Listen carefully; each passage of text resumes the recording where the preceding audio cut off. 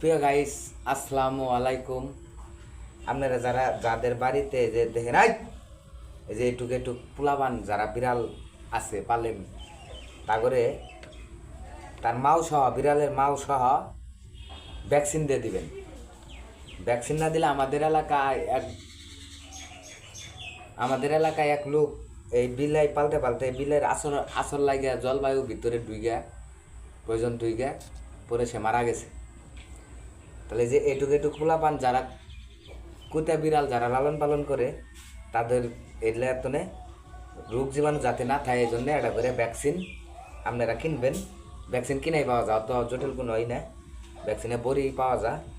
ওই একটা করে ভ্যাকসিন কিনবেন, আর এ করে একটা করে ভ্যাকসিন মনে করেন যে দিয়ে দিবেন। এই যে আমি যেভাবে দিতেছি এভাবে ভ্যাকসিন দিয়ে দিবেন। এই সিরিজ এটাকে পুশ করবেন, পুশ করে যে এই কোমরের হাড্ডি আছে এর মধ্যে সুন্দর করে ভ্যাকসিন দিয়ে আস্তে করে পুশ করে দেবেন।